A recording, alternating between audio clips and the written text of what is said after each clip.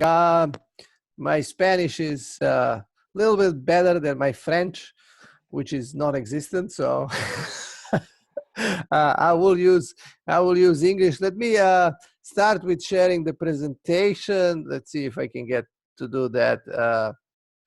Let's say, I don't know if you are able to. Yes, it's fine.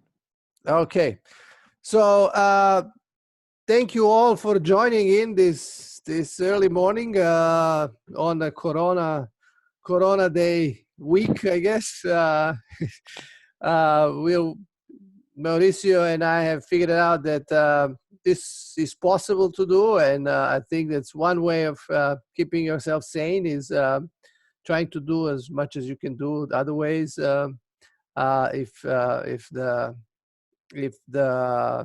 if this thing wasn't here. So Mauricio and I have been collaborating on many years and on many different topics, and I would occasionally visit Los Andes and Bogota, and I think we probably plan something around this year or next year to Absolutely. come there. Yeah, to come there. But I think meanwhile I'll leave you with kind of the content that I'm working on and research I'm doing. So if you have any questions, you can feel free to ask me during the presentation, or maybe after, when I actually physically visit Bogota. But so today's topic is about use of analytics in project risk management, something that I have been involved for now a long period of time. As Mauricio said, I am a professor at Texas A&M University, and I've been working through an interdisciplinary group that deals with risk. There is not really a formal group, but it's kind of informal, couple of faculty at A&M, and when Mauricio was visiting at A&M, he was also part of that group where we discussed a lot of topics in risk management. So without any further explanation, let me kind of jump into the PowerPoint presentation. And I would like to start with something. Let me see. Okay. Something from the actual scripture. So I'll let you read this, or maybe I should read it. It says, I return. Let me just move this thing here. I returned and saw under sun that the race is not to the swift, nor the battle to the strong, neither yet bread to the wise, nor the riches to men of understanding, nor yet favor to the men of skill, but time and chance happen to them all. So and this is from the Ecclesiastes 9:11 chapter of the Old Testament, but it's very profound in the way that describes the world as a whole, and what describes and what emphasis is not the skills and not the strength, or not these deterministic parameters that determine the outcome of the events, but it emphasizes the time and chance that happen to them all. So if I have to describe this presentation and the work that I'm doing, it's kind of the time and chance that happens to projects. So I'll starting to describe time and chance. We kind of go into full understanding of what is uncertainty, and there are all sorts of philosophical positions here. What is Bayesian versus frequentist approach to uncertainty? And I'll kind of list here kind of common definition is, most of the time when you think of uncertainty from engineering point of view, and what you have been exposed to as students, is really aleatory uncertainty. It comes from Latin word alea, rolling of dice. What is that aleatory uncertainty? Well, it's uncertainty measured and characterized by relative frequencies. Okay, the frequencies of the events, and the number of times event has occurred in repeated experiment. Okay, so even here we can distinguish between theoretical uncertainty, where we absolutely know the probabilities, things like rolling of the dice, where we know there's 6 sides and an equal probability of each side, or flipping a coin, unbiased coin. So again, we know the outcomes and know the exact theoretical probabilities, but there are very few events in nature like that. For most part, what we will try to do is we will try to characterize relative frequency through observations. Kind of like if most of you are in civil engineering, you have done some testing, you have concrete testing, material testing, you have built something, cylinder, and you broke it after 7 and 28 days, and you notice that strength of concrete cylinder was different from one item to another, from one sample to to another sample. So you essentially determine the uncertainty by trying to represent the frequencies of strength of this particular test. So, and that's what most of the time we think of uncertainty, things where we can relate to some form of experiments, whether that experiment is design or whether that experiment is observation. There is another type of uncertainty that is different than that, and it comes from a Greek word epistemia, which is knowledge. It has nothing to do with anything related to variability of experiments. It purely arises based on our limitation of the reality, okay? Our limitation of understanding of the reality. And the world is to be actually deterministic, but we don't know about it. So we don't know how the actual world is because we are limited by our knowledge and by senses. So what we see is just the shadow of this truly deterministic reality, truly certain reality. So if we just knew everything about the world, we would be able to completely eliminate any uncertainty about future events. So it's kind of like a crystal ball. If we knew the events, how they are related, we will able to project the future.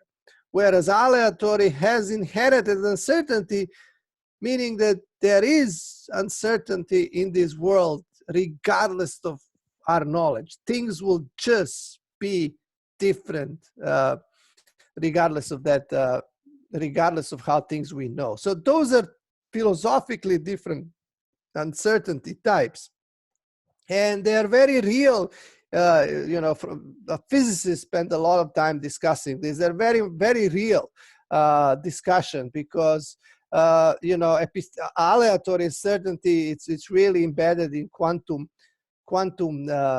mechanics and understanding of even Heisenberg principles, where epistemic uncertainty it's very natural, a very natural explanation of why we have uncertainty and why we don't know things.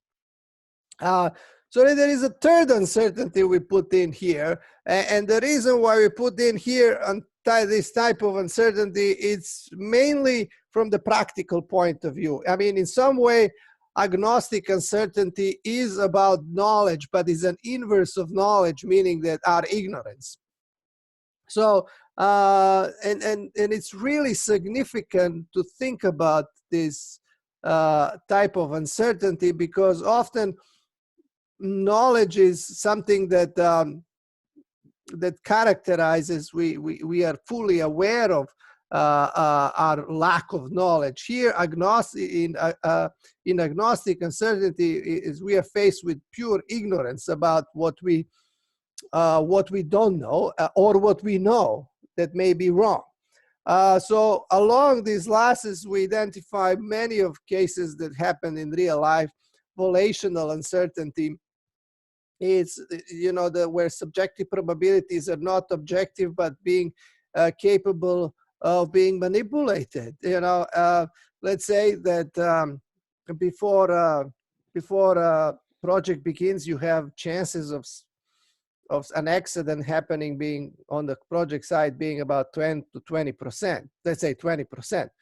But if you tell the people that there is chances of 20%, by merely being aware of those chances of doing 20%, they actually going to reduce the probability, because just being aware of the risk prevents that risk of happening. So it wasn't manipulated in the case, but you know, what is that 20% tells you if it can change just by someone's perception.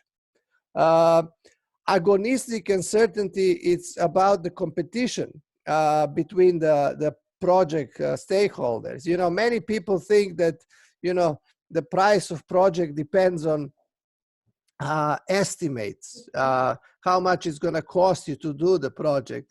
The reality of construction is very different.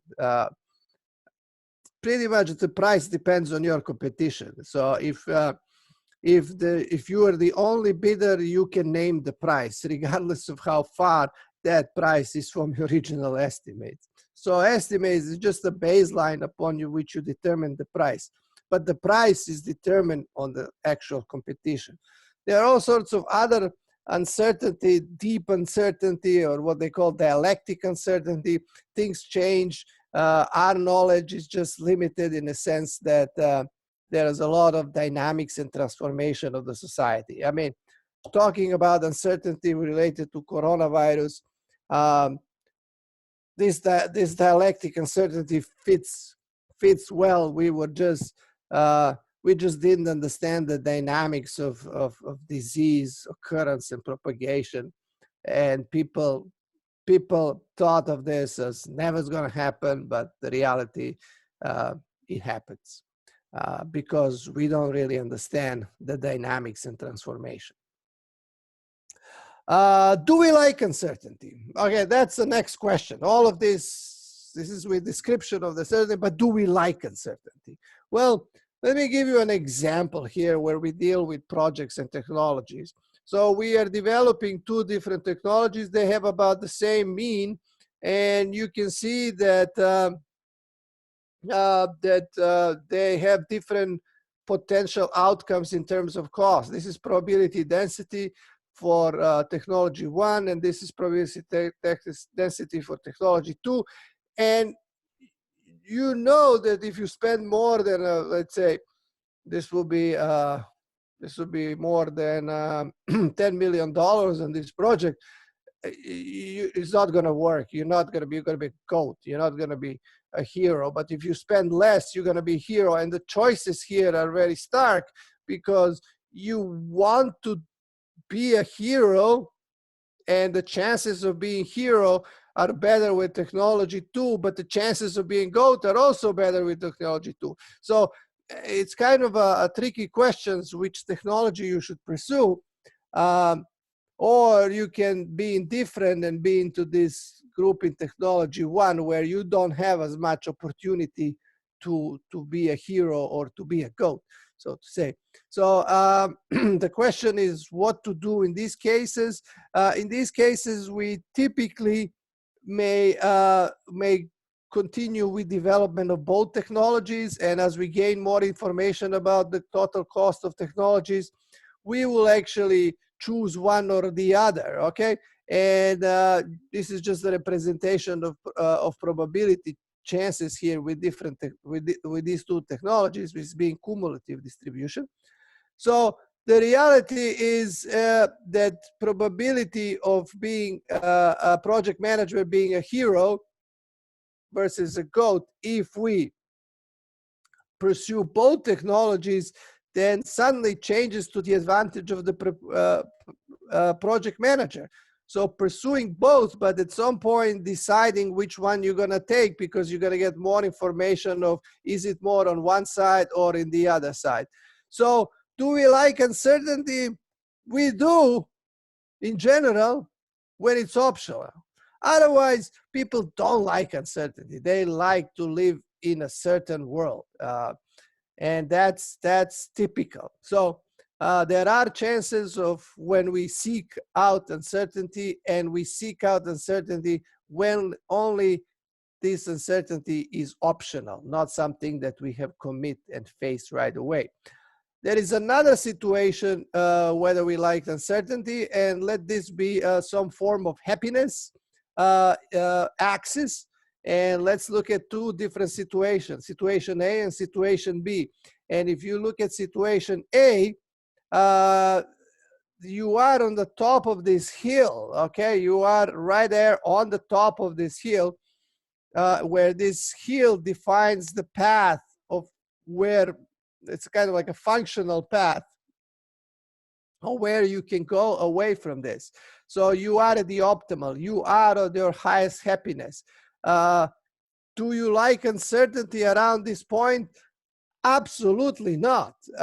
So any sort of deviation from this will put you on a path, on a deep slope down here. So you can understand that in nature or in social circumstances, the people who are on the top, they don't like uncertainty. They like being in this position, and they don't like being perturbed out of it. So you like certainty when you are on top. But look at situation B on your right hand side. This is a situation where you are not on the top, where you are on the bottom.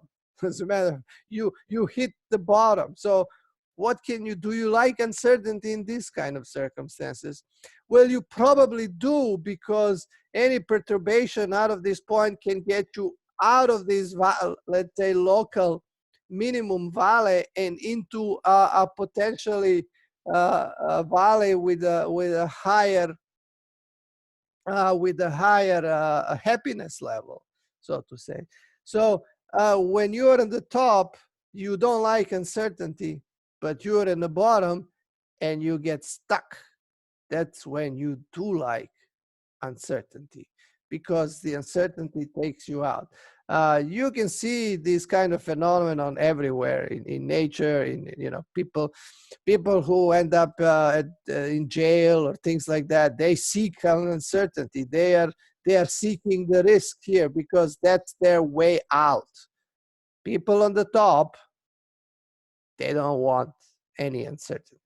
So do we like uncertainty? Perhaps, when it's optional and when we are stuck. Otherwise, we have this proverb in English saying, when life gives you lemons, make a lemonade, okay? Which makes best out of the situation that you were given.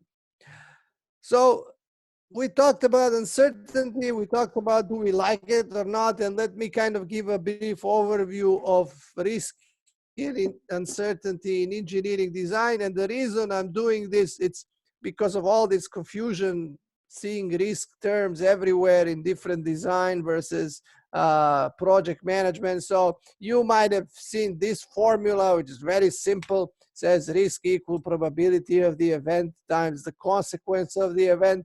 But there are many other terms like fragility, vulnerability, reliability, hazard that you probably have heard. And what we're trying to make a distinction here is reliability. It deals essentially with the probability of some sort of an event or a failure event in a system. So that is reliability. Risk can be often quantified as reliability times the consequence, if that's the case. Hazard is probability of the event that can lead to system response, and vulnerability is probability of system response given the given the hazard event. So we can define this definition of risks from this perspective, and fragility is very similar to vulnerability. Anyways, so I just put out this slide there to kind of give you an overview of what things are. But as you see, we are always going to be dealing with some events that are that can cause some damage, but also can cause some opportunity as well. Excuse me. So in this is one example of how they all could be connected: hazard, vulnerability, consequence, and risk. Is a common four chart diagram, essentially four-step diagram, where we move from hazard into vulnerability into the vulnerability or fragility, and then consequences, and then we get the impact. And we can find the expected losses by integrating over this loss, consequence loss versus frequency function. In project management, there are different ways of defining risk, and you're gonna hear this often. We can define risk by cost, by schedule, by scope, by technology type, by the system it influences. So there are people who will tell you a lot about how to categorize the risk, okay? And there is some value in that, and there is some value of not thinking about that both ways, because it limits you or where you're gonna look into.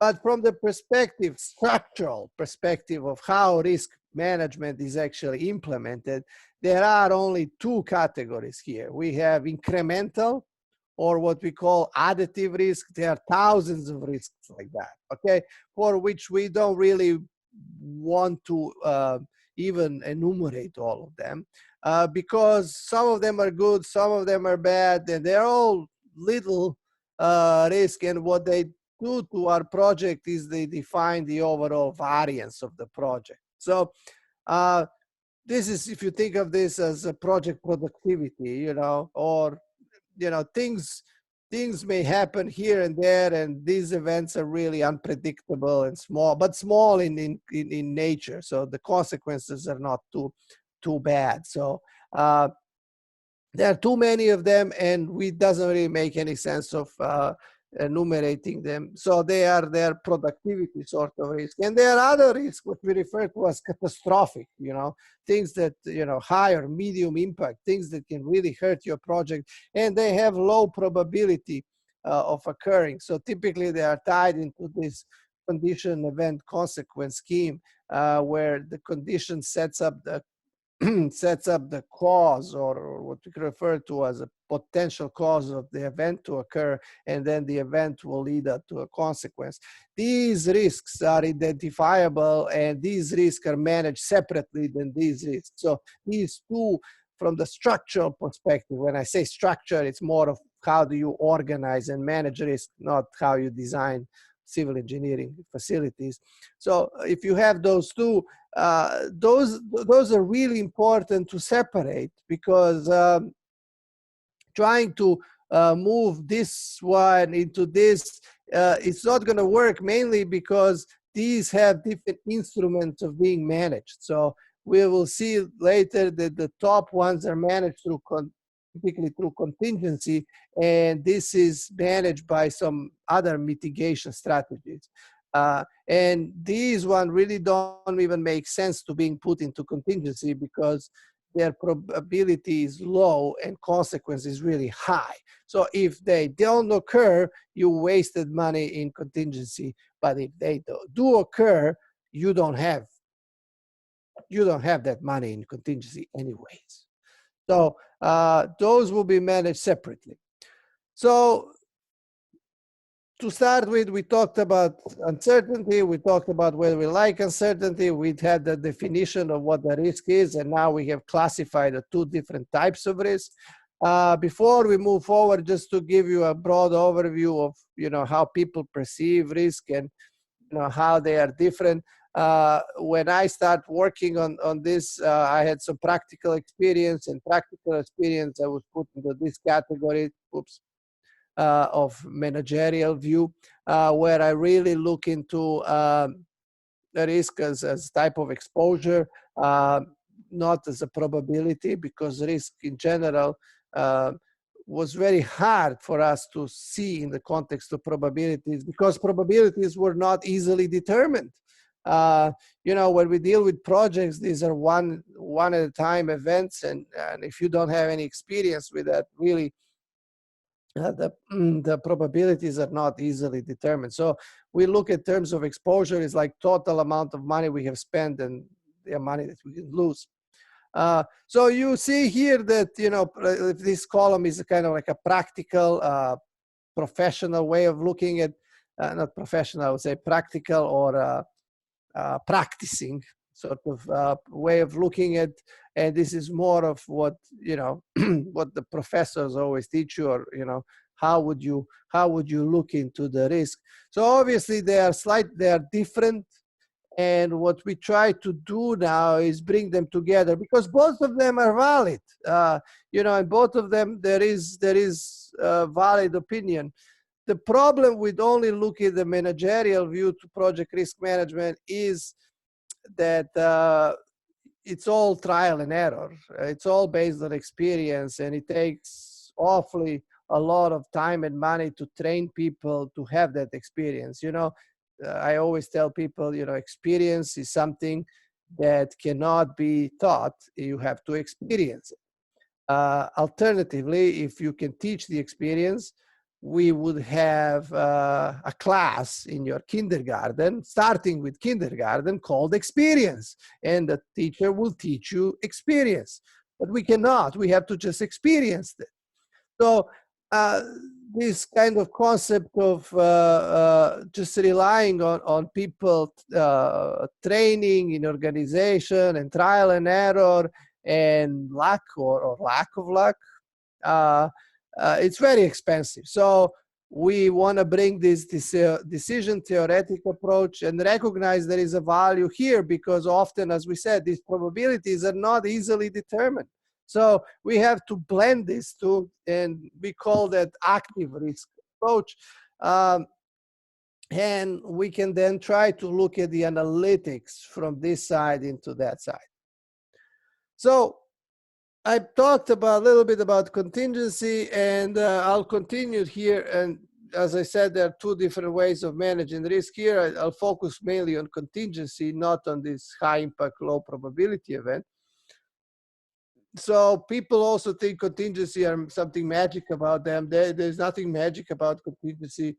It's just the allocated fund that relates to that, that it's going to be used to spend the consequences of the events that are being identified as potential impact, and they were conditional on realization of the uncertainty. Essentially, they have no effect on the actual risk or uncertainty, nor does it mitigate any events, but only the event of running out of funds. That's the only risk the contingency is being addressing, okay? And that's important to emphasize, because often people think of contingency as something magical. There is a big problem with contingency. You can inflate the contingency, but you can be non-competitive, or you can shrink be competitive, but then lose money. There is a the big problem of how do you set the right amount contingency for the problem. They are essentially something that you add on the baseline cost, or what we refer to as expected value here. Typically, it's a matter of negotiation. If you are a project manager, you like having bigger contingency. If you are a funding source, typically you want contingency being reduced. So this is what you see on the top, is how we determine the contingency. You remember the first type of risk, those incremental type of risk. We have this distribution here, and the contingency essentially is the difference between the upper confidence interval, alpha, and the expected value. So the contingency is something that we build upon expected value in terms of upper level confidence interval here. So if we have a project, and what do we do with this contingency? We set them up at the beginning. So if we have a project that we set up the contingency here a little short of $300 million, and if our expected value is $100 million. So you can see how much contingency contribute to the total budget. So making budget total short of $900 million. So contingency can be significant. So you can see that this variance here is something that you want to control from the perspective of project manager, because they can significantly reduce your contingency. The good thing is that this contingency will actually disappear as the project goes, because the activities are being completed. If this is the steps, how projects are completed, you will see that as we go through the project, your contingencies are typically decreased. And the reason why that is that the scope changes. And the second thing is often if we have a better idea of what the actual cost of activity is, and especially, and I've emphasized, especially if the activities in the projects are correlated, we'll have an opportunity to significantly reduce the cost significantly reduce the contingencies because of the fact they are correlated. And correlation is really important here in incremental risk, is because it sets up opportunity to manage project better, but also it's a problematic from the perspective of setting up initial contingency, because it's going to increase contingency significantly. There are typically two ways of how we do this. One is Monte Carlo. You probably heard about that method. It's a numerical method of sampling random variables and evaluating functions, or implicit or explicit functions, or some form of an algorithm. Using the sample value. An alternative approaches, this is something that comes out of structural engineering as well. It's a mathematical process in which you essentially analytically determine the central moments of the functions. It could be linear or nonlinear functions. It's easy in projects because we have often linear functions. Of course, it's not easy schedule, because schedule is nonlinear because of critical path. It's the longest path, and that longest path, selection of the longest path is a nonlinear operator. So that's different. But for the cost, it's typically sum of all work packages, the cost of all activities. So the total project cost is just the summation of all mean costs. And variance is the sum of all the covariances.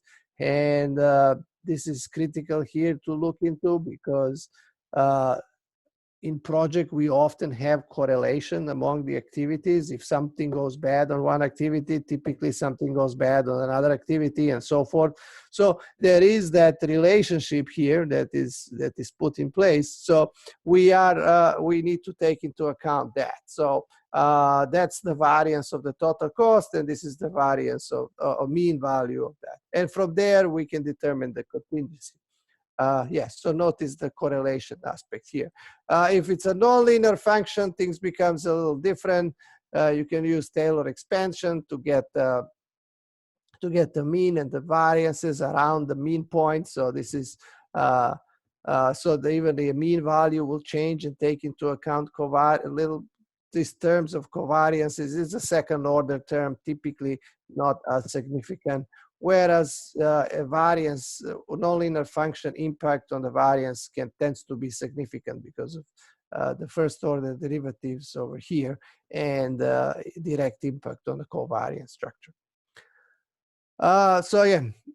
So those are kind of things that we use from the analytical point of view. And now I just have to kind of wanted to give you two examples, case studies that we've been working on here. One is estimating event probabilities when the knowledge, there is significant gap in knowledge of what those probabilities are. So we have to look into multiple experts trying to estimate things rather than relying on a single expert. So that's a big big challenge. Sometimes we also want to estimate something that project management team is not really being asked.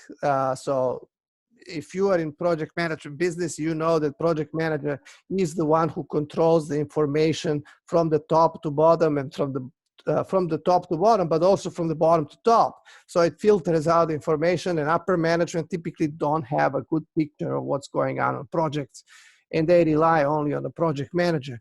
And the project manager may withdraw this information for all sorts of reasons and purposes. And there is a way of kind of addressing that, and that's going to be example number one, using innovative information technology. And the other one is looking at the early warnings. So two examples of something where you can use data analytics for risk management. It's applicable to any domain, and we have done definitely examples from different cases, not only in project management.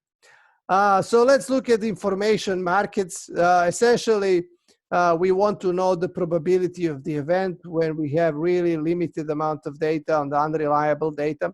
So let's kind of make an analogy here of some sort. Let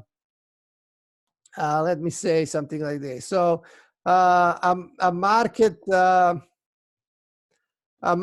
trader buys a share that Dallas Mavericks will win against LA Lakers with 20% point difference before the game starts at the price of $50. Okay, if they win with 20 or more, he or she can exchange the share for a rewards of $100. So essentially means that you start with this game, the 50-50, whether it's going to be 20-point difference or 20-point difference or less. So there's a 50% chance, and that's why it's priced at 50.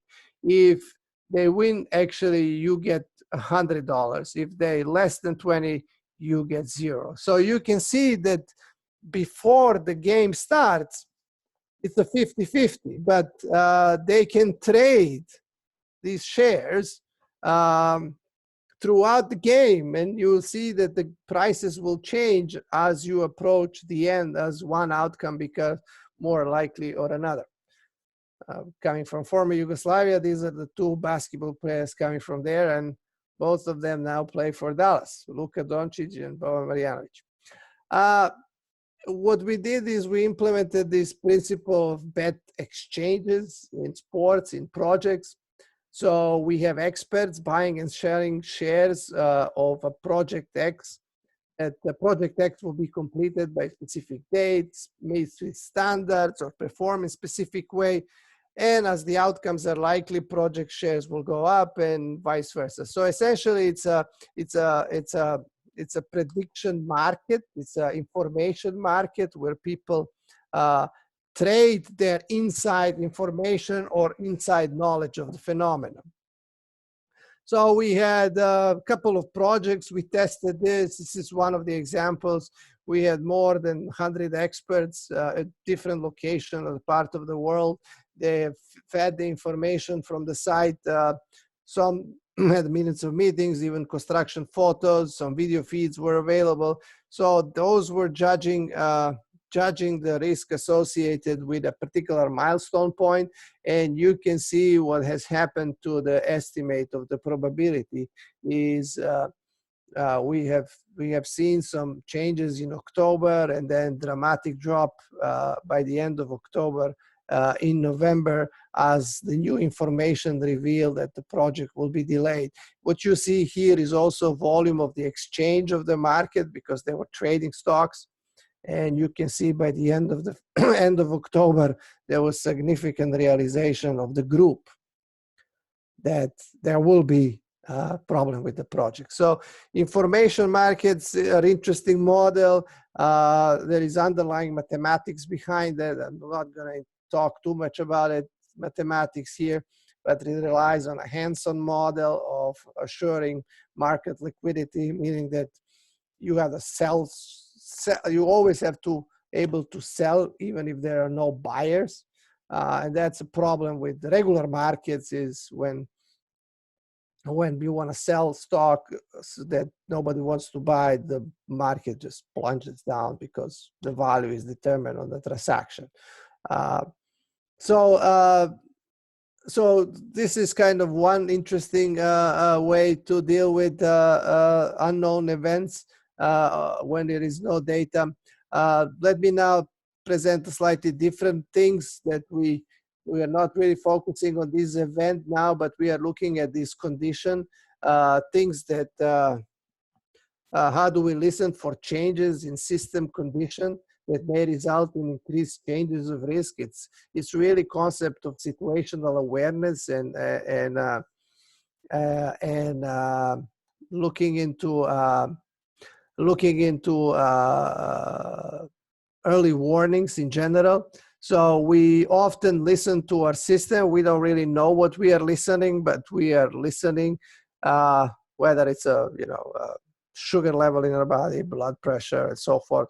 We constantly have some way of monitoring the system. So can we deduce something out of this? So I can kind of give you some brief mathematical explanation of this. So as we collect the signals, it kind of oscillates. And what that tells us is there is some form of an upper bound and a lower bound. And even more, we can think of this from this perspective. If I flip this over, I can see that my system was really operating within some form of a boundary here. And I will say this as we call it potential function in dynamic system. And any random perturbation that system is subject to will fall into these kind of boundaries. So that's my early warning kind of fundamentals. And then I try to see if there is something going to cause this signal to drop down behind lower boundary or upper boundary and really change the way the system performs. So there are kind of two different type of systems. We have the system which we call is distant from the transition, where the basin of attraction is deep, and you can see the characteristics of the signal from that side. Typically, there is really lack of correlation between the state at t plus 1, which is really autocorrelation, what we refer to it here. There is really no autocorrelation, and there you can see typically the variance is really low. When the system is in what we refer to close to transition point, we see that it changes from here to this kind of thing, significant autocorrelation and significant increase in variance.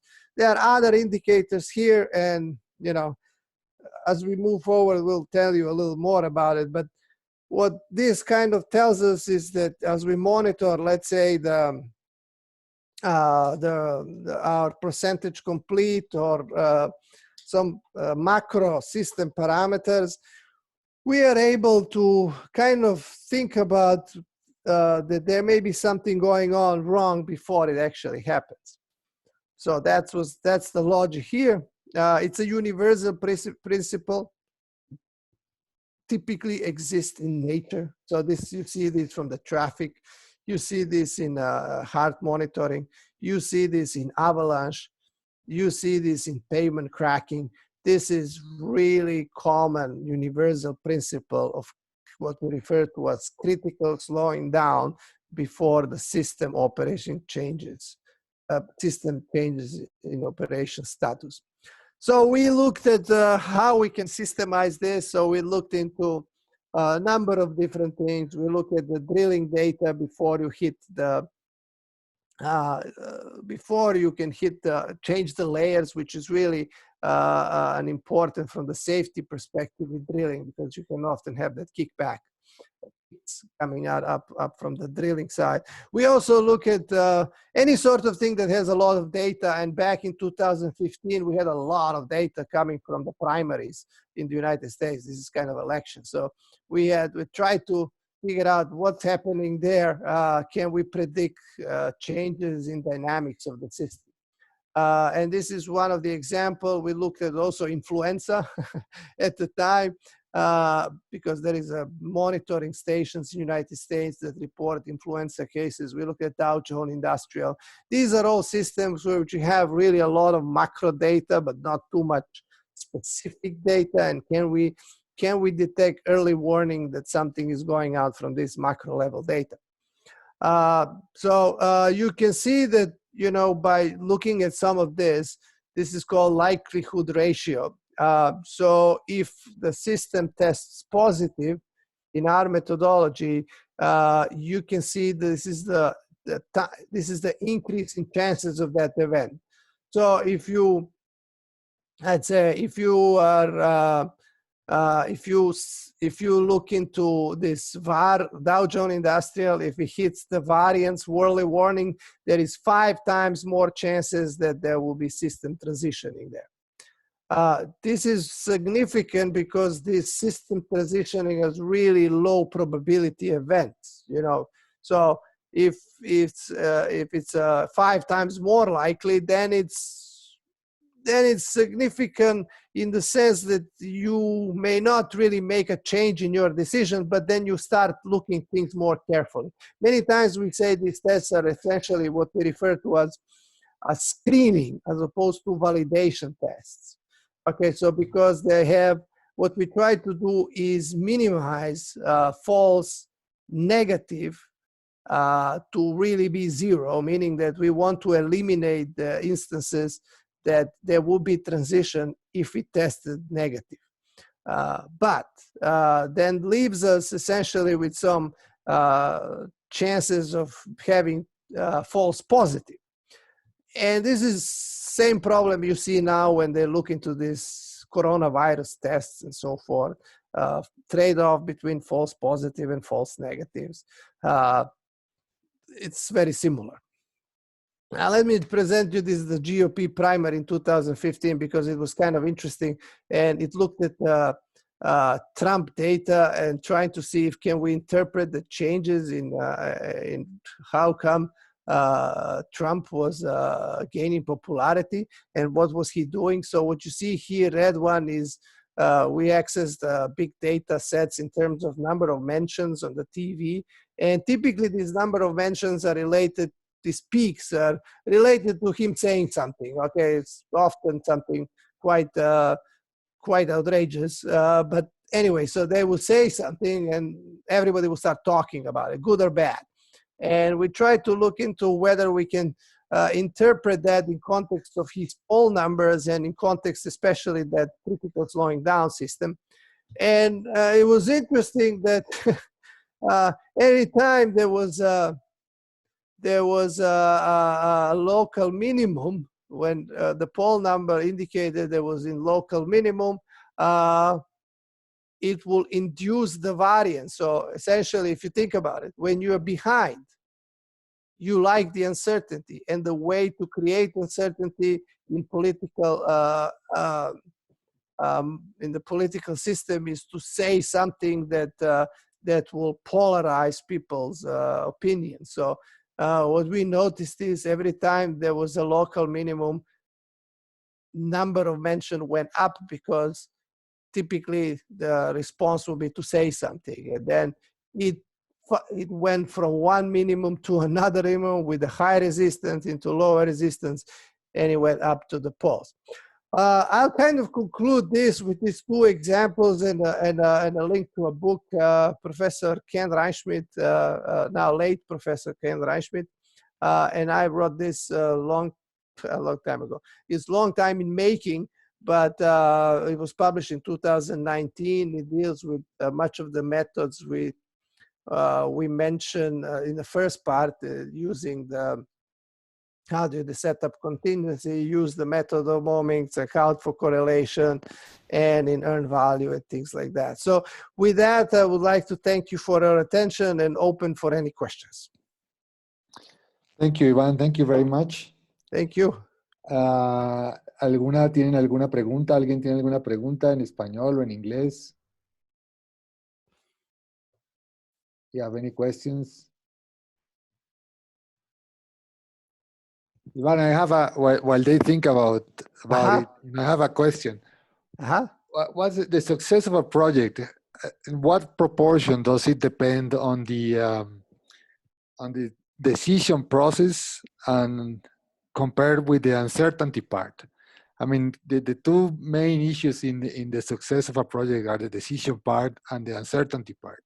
Mm-hmm. So how do you relate them, and what percentage of the participation of each of them influence the outcome of the project?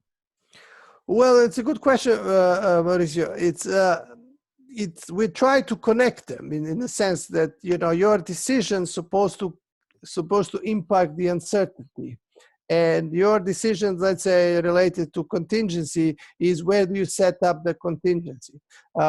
So if you are dealing with a lump sum type of contract, when you set up the contingency, you are setting up essentially the bid price.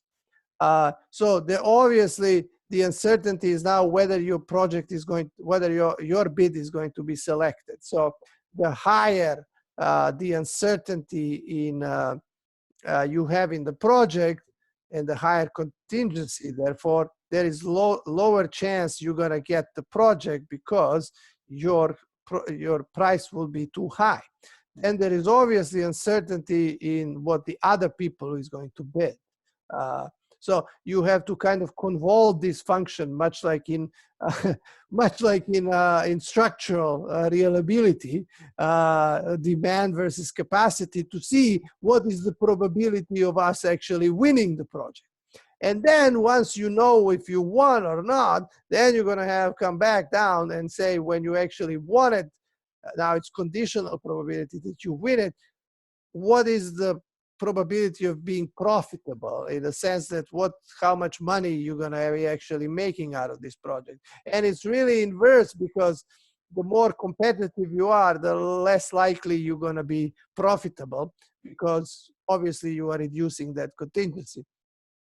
This is in theory. In practice, often once you get the project, you are also controlling the process of setting up the price due to factors such as change of design, if it's a design build type of project, or asking for change orders and change conditions if you are in a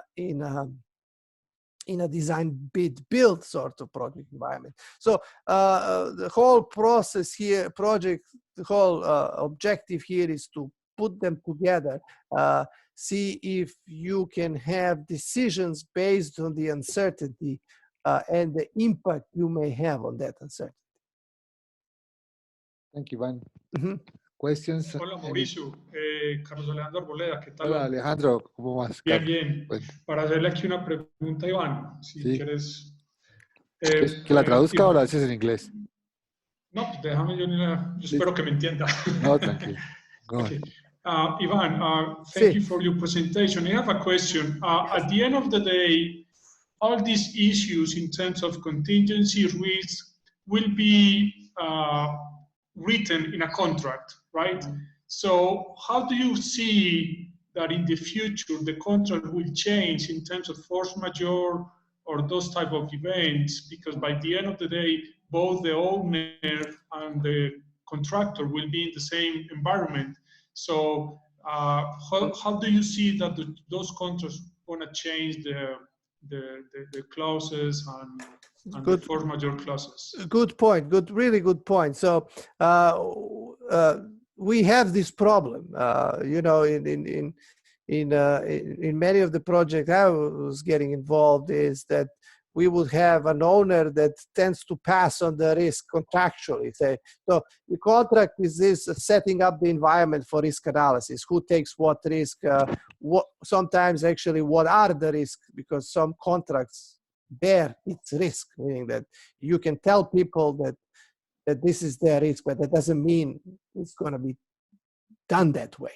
So let's say that, you know, force majeure being one prime example, they're trying to pass on that to the contractors, and the contractors pass it to the subcontractors, and it doesn't make too much sense, because we try to inform them that these type of risks, these are high consequence, low probability risks.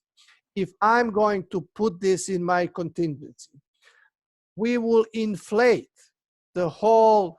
Everyone that is going to be involved with the bidding is going to be inflating their prices unjustifiably, which means that you as the owner will actually pay more, because now there is there is a flood of bids, sort of the high tide of bids, because these events are being priced into bids without any logic.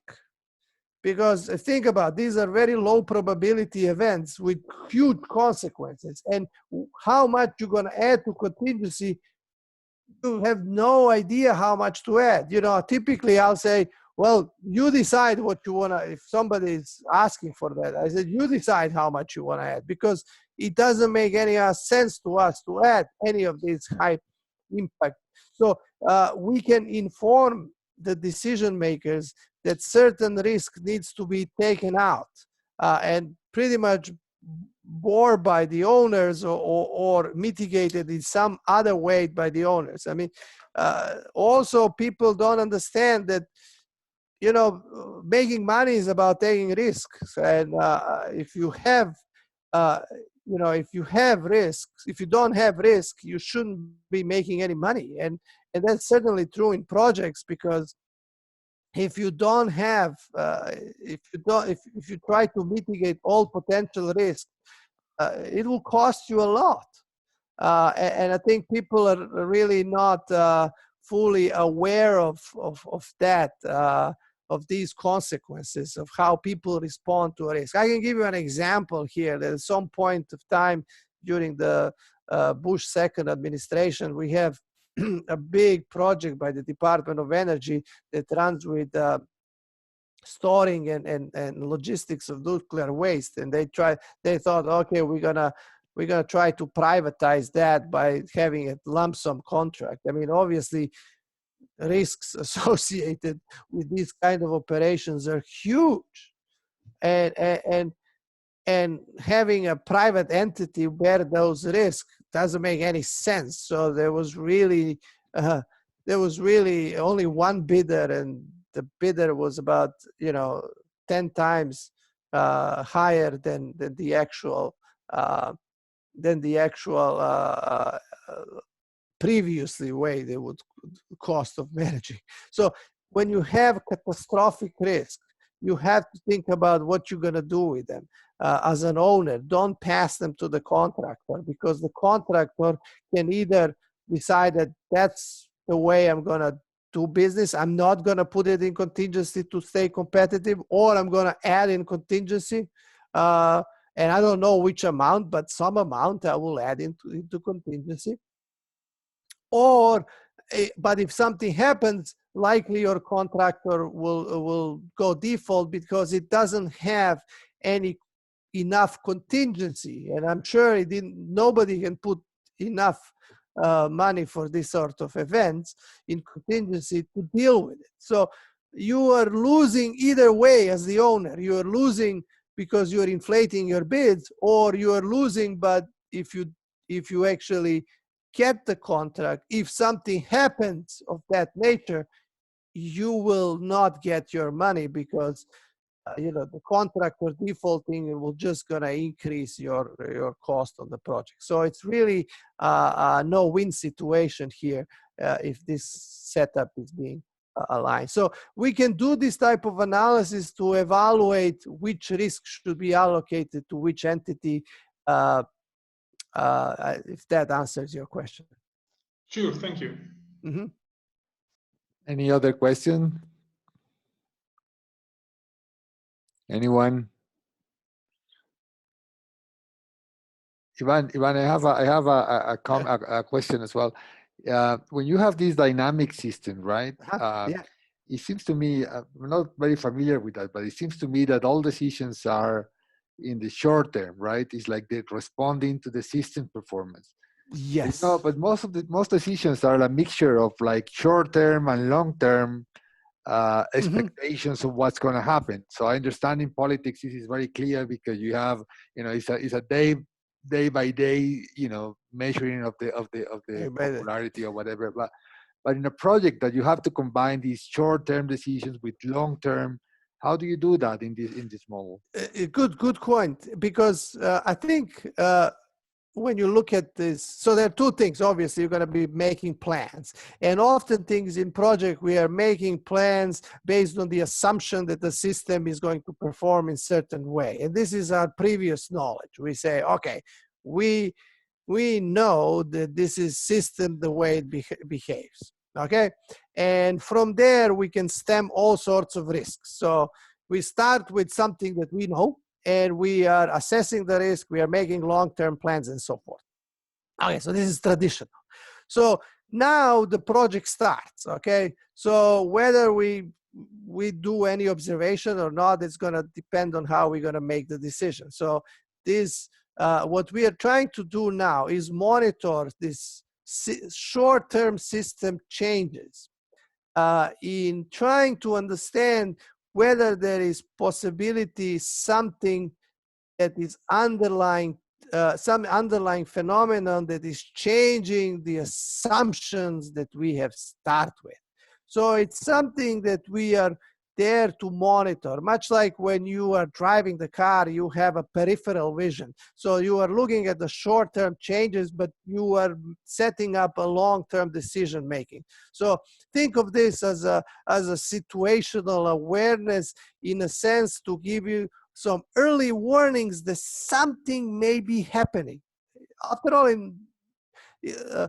nothing could be happening. And oftentimes we have this false positive, but it's worth you looking deeper into whether my underlying assumptions are valid, or am I confident in my assumptions? So if I see a sudden variance in change in operation, I actually may start questioning what my underlying assumptions are, and pay attention to that in more detail, and not necessarily change the long-term policy of how I'm going to execute the project, but I'll spend more time in trying to investigate what is causing it.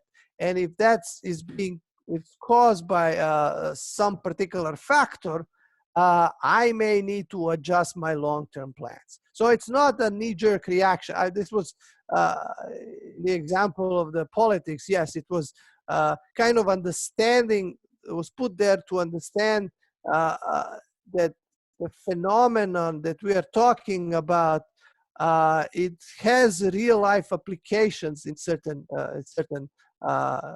cases. But in many other cases, it's more of, it's again much more visible in the politics, where you have a lot of data, where on projects it's something as a side instrument, let's say, on your cockpit, that you can check, something may be happening, and let me revisit my assumptions. Therefore, my risks profile may change. Thank you, Ivan. Thank you, Mauricio. Okay, any other questions, comments?